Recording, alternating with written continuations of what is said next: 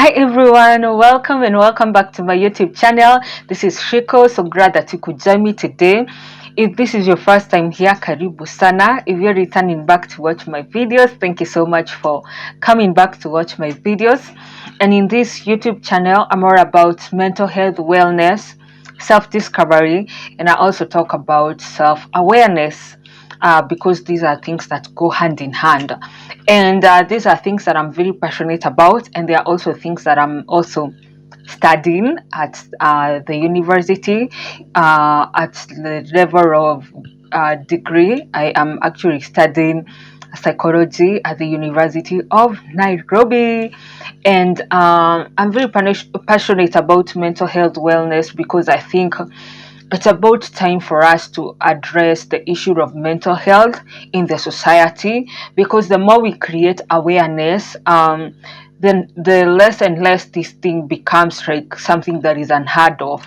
So we are going to make it easier, you and I, for people to be able to, just talk freely about their mental health issues, because it's very, very important. And so thank you for coming back to watch my videos, and let us make this journey your journey and my journey, because I'm also in my own personal journey of self-discovery and self-awareness. And today I just wanted to talk about the topic of boundaries, or rather boundary. And boundaries are really important in relationships, in any relationship. And I think it's fair enough for us to start by understanding generally what is a boundary. And a boundary is a clear line. I think even nations have boundaries, like they have you know like a territory. We also have, even when you look at buildings or structures, they normally have like a boundary, like a length, a width, and a height. And I would like to say that in relationships there is nothing different. The only thing is that you can see the boundary. It's not like it's like you're going to understand, like, this is the line and I'm crossing the line, or like I'm still not yet there. So when it comes to relationship, these are things that are being defined by somebody, and it's a clear, it's something that is clear. And boundaries normally tell you where one thing ends and where another begins. And I'm going to give examples for it to make more sense. For example, somebody can have a boundary around the issue of time. Let us use time, because time is a general factor. So there are people who normally like to keep time, and they like when people keep their time. So somebody can have a boundary of, you cannot waste my time. If you're going to be late, tell me you'll be late in such and such minutes, or tell me like when to expect you, so that I can work with your time. If you know that you're not going to keep time, those are just examples of a boundary. You can have a boundary that evolves around time, around how someone can dress, around what one can do with other friends, especially when it comes to like intimate relationship. There has to be boundaries when it comes to the opposite sex. For example, if I'm a woman and I have a partner, I will require my partner to have a boundary when it comes to other women, you see. So such and such things, those are just few examples of boundaries. And why are we even insisting on the issue of boundaries, especially when it comes to relationships? In any relationship, in any relationship, whether it's like sister, a brother or sister, or a brother and brother, or a mother and daughter, or a father and daughter, or like any relationship, boundaries can be something that normally define our personhood. They can define our identity, and they can also define our responsibility. And the other thing that they can define is where control starts, or where control begins, and where it ends when it is relative to another person. When it is relative to another person, there has to be another person involved. And so the boundary, now it comes to like, it's not me defining like this is where something starts and this is where it ends. And the thing about relationship, when, for example, when I say that time is important to me and I want somebody to keep time, because it's not like, at times it's not like very clear on like when is when is the other person crossing that boundary that I've said, you can, this is not acceptable. You have to say it, you have to speak it out, you have to say like, I am somebody who likes people who keep time, and if you're going to be late, please communicate. Or if something happens and you're not able to communicate, I'll give you a grace period of 10 to 15 minutes. If you exceed that, I cannot take it anymore. So you have to like articulate your boundaries, you have to like speak them out, you have to say that this is where something starts and this is where it ends. And that, I will insist again, it's very important, because that carries so many aspects of who we are and also how we relate with other people.